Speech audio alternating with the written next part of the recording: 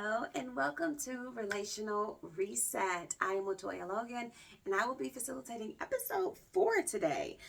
Boundaries, accountability, and trust repair as we continue this journey of relational reset, rebuilding trust, communication, and connection. At the heart of all relational work truly is being able to connect. And it's very difficult to connect when we're not clear about our boundaries. We're not clear about how we're going to hold each other accountable. And so I really want us to think about boundaries as a clarifying measure. I have come across people who have made boundaries negative. My boundary, you crossed my boundary, and it's like it's like really counterproductive because setting a boundary is not for another person, it's for yourself.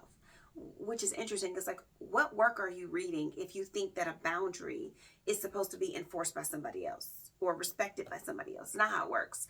You set boundaries for yourself to hold yourself accountable to your values, your goals, the life you want to experience, and what you don't want to experience. It's all on you. So I want to make sure that as we're talking about boundaries, let's be clear.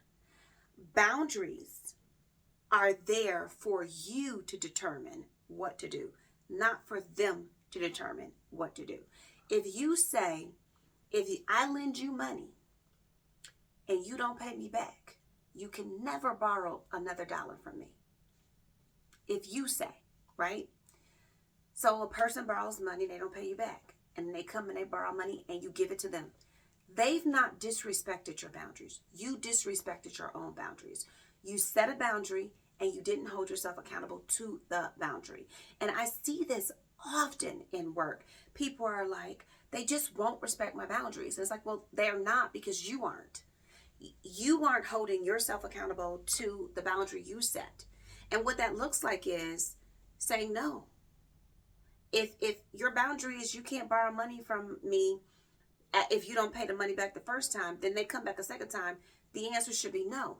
But the reason we violate our own boundaries is because we've not done the internal work of dealing with fear of rejection, people-pleasing behavior, feeling that we need to save people, so we just got to keep doing even though they're not doing right. All those things play a huge role in our own violations of our boundaries.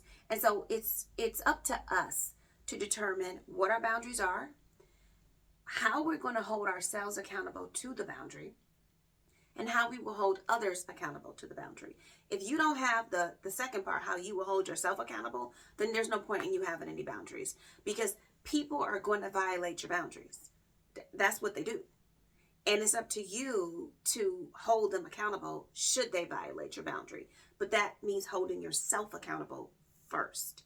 And it's difficult. So hopefully when we go through this will help you set some healthy boundaries and get more comfortable with dealing with insecurity, dealing with fear of rejection, hopefully moving away from people-pleasing behavior, and dealing with that loss that might come with setting a boundary. Because that is true.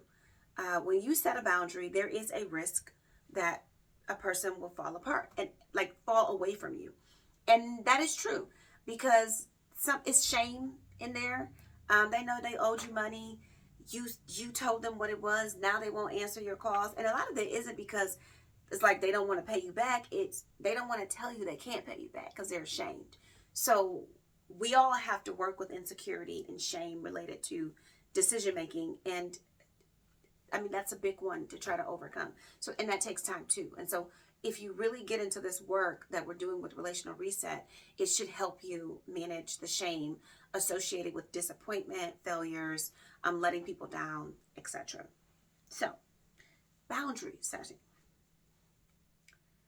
The reason we set boundaries are to give ourselves kind of a baseline, to set an expectation for ourselves, to be in alignment with the values that we say we have. So here's a simple boundary. I would like to improve my finances.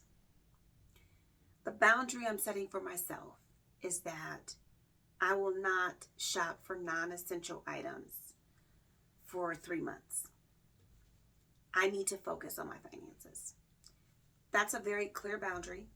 I'm not going to shop for non-essential items for 90 days so that I can hit this financial goal of whether it's paying off past debts, building a savings account for a rainy day, just not spending things on things you know you don't need. So you set a boundary. But there's a sale at your favorite store. And you're like, oh, it's a 40% off sale. When is this sale going to happen again? Maybe never. And I really need those items because I've been wanting to redo my bathroom. Well, that's on you. If you choose to purchase the items, then you have said your boundary around financial freedom was not real. Because you could justify it, breaking that boundary, violating that boundary whenever you want to. So boundaries are there to help us stay in alignment with our values and our goals. If you can't hold yourself accountable to your boundary, how do you achieve your goal? And believe me, everyone who's done anything has set a boundary around their goal. Whether it's, like for me, don't call after 8:30 p.m. because I want to go to bed. I want to start in my day. I want to start winding down because I get up so early because my goal is to go to the gym, and my boundary is I will not impact my sleep negatively because that's going to mean I won't be able to get up and go to the gym. That's a boundary. That's on me to enforce. Other people can be like, please, it doesn't matter. I'm going to enforce that boundary. No one can violate it unless I choose to violate it. Now, there are other boundaries where people can violate, whether you allow them or you don't. And then those boundaries are the ones that you have to be very clear about. How will you hold yourself accountable and how will you hold them accountable? So a boundary just sets a clear expectation for yourself to reduce feelings of burnout or resentment. And this, again, is across all relationship types. Boundary violations erode trust more than conflict. So we can argue all day long, and that won't do as much damage as I asked you not to spend this money because you knew our business, we need to build a savings, and you spent money on a non-essential item. We talked about this. We set an expectation, and you violated it. The reason that's more dangerous than conflict is because that feels like a core insult. You disregarded me. You ignored me. You were inconsiderate of what I asked, what we agreed on, and the goal that we were working towards. It's better to argue than it is to violate boundaries. And boundaries do differ based on who the person is. And this is why we can't have blanket boundaries. Like, yeah, I have a boundary, don't call after 8:30. But if you are my intimate partner, if you are my grandma, if you are my nephew, if you are my sister, I mean, my godmother, there's a couple people who, if they call after 8:30, I know that this is important and I'm going to answer the phone. Totally different than you just calling to kick it. You just calling to check on me. Different people will have different access to you, meaning they have different boundaries. And you just have to be clear about that. And don't ever allow someone to say, well, you did this. It doesn't matter what I do for them. My boundary with you is X, Y, and Z. My boundary with them is ABC. You are not the same.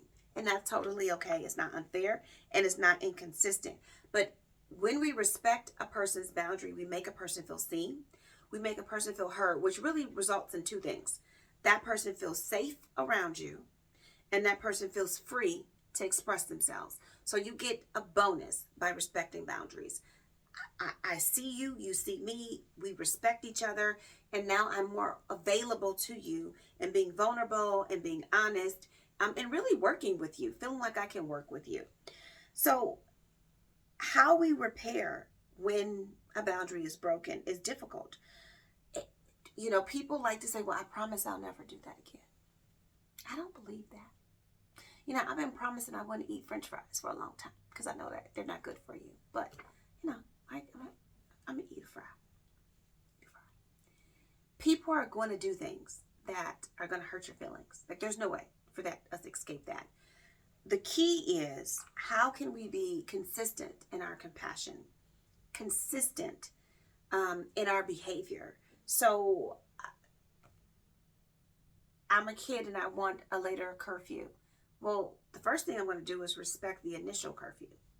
I'm going to be where you told me. I'm going to answer the phone when I'm out. I'm going to text you where I go. I think it's only appropriate for parents and children to share locations. I know I just made somebody mad.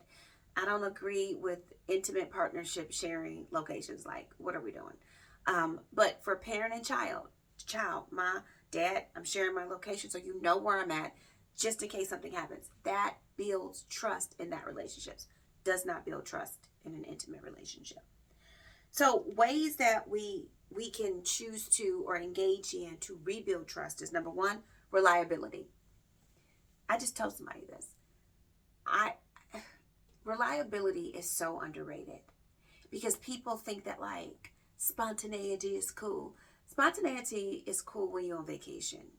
Spontaneity every day is BS. Spontaneity is just an excuse to not be reliable, to not follow through, to be flippant. I'm just going to go whichever way. No, you just don't want to have any responsibility in this interaction. And so you want me to say that it's great that you just kind of go wherever the wind takes you. No. Reliability is essential for trust. I need to know that what you say is what you say. I need to know that if I call you, you're going to answer. Not like I'm calling every 2 seconds, but like if I call, you're not going to let a day go by without calling me back because it could be important or it's important to me, whether you think it's important or not. Reliability is so critical, and reliability is closely related to predictability. I can predict what you're going to do. I know that if we're running this business together, I can predict you're going to show up tomorrow. I can predict that we're going to work hard together to get the project done. It's just that simple. Like, it takes the guesswork out of things, that I don't have to panic or have anxiety because I don't know what you're going to do or what you're not going to do. Accountability. I know that you have the capacity to take responsibility for your actions and outcomes, to hold yourself accountable for the things you say, for the things that you do, and for the things that you said you would do. Transparency. Don't tell me a half truth and sell it as like you're being honest. I just watched this really awesome show on, if I want to make sure I say it right, Knives Out. And there's a priest in the show. If you haven't watched it, watch it. It's so good. It's so good. But the priest says, he said, you can always be honest by not saying the dishonest parts out loud. And I was like, that's a whole lie, right? And people will do that. They will tell you the honest parts, but they won't tell you the dishonest parts. And so transparency means you tell me the whole truth. Don't put me in a trick bag where you're like, oh, well, you didn't ask the right question in the right way. You didn't use this word. Well, you didn't specifically say, don't do that. That's gaslighting. It's BS. Stop it. The next thing is integrity. Wow. There are a lot of people who just have zero integrity. They are straight up cowards. Straight up cowards will tell you the sun is orange one day and that it's purple the next day.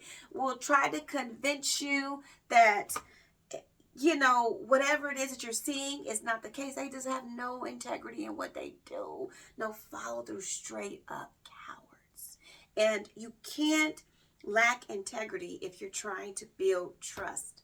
Because integrity means that when you are not in front of me, you are still the same person. I can guess what you would have said. I can guess how you would have responded. I can trust that certain things didn't occur or didn't. That's integrity. When you are a person of integrity, there is no guesswork in your actions. Follow through. And people just fell on this all the time. Follow through doesn't mean that you always do, because sometimes you can't do. Follow through is you own up to I cannot right now. I know I said I could do these things, but I really can't. I overpromised and I don't want to underdeliver. So I'm going to say I can do these 3 things of the 5 that you asked for. And can we work on those 3 things? And then maybe as we move forward, we can get through the 4 or 5 things. Maybe, right? But what we know is that if we're going to do this, if we're going to try to restore trust, it has to be repeated alignment. It has to be something that doesn't happen once or twice. It's happening all the time. It's in all your behavior. It's across all your relationships. Because if you were dishonest to me, if you broke trust with me, if you violated boundaries with me, you probably do it with other people. So I can see in your dealings with other people that you have made these improvements too, not just about me. Because if it's just about me, then it's performative and it's not real change. And that means that at some point, this is all going to blow up in our faces if we don't acknowledge that. But there is a framework I want to cover, and this is really rooted in restorative justice again. And it really talks about, number 1, acknowledging the harm, which of course is important. Number 2, responsibility without defensiveness. Now that's the key. I accept that I hurt your feelings. I accept I wasn't the best business partner in this. I made a decision that wasn't the best. I take full responsibility for that. There is 0 excuse for that. It doesn't matter what my intention was. There is 0 excuse for that. And I know that this is not about me being a bad person. This is more about I did not do what I should have done in the moment. And that has led to a consequence in our interaction. And I don't want that to occur moving forward. That's real simple. Real simple. Just like that. Concrete repair actions. So an agreement. What do we expect to see? What will we do? And then monitoring and feedback. So you got to have check-ins. Got to be able to say, okay, wait, let's check the temperature. How you feeling today? How you feel about the last couple of things that we did together? Are things moving in the way that we want them to move? Now I'm going to mention again, if you have not gone to humanarchitectstudio.com and downloaded the repair work, which is the ebook that goes with this wellness series, then you are missing out. Head and now get it, download it today.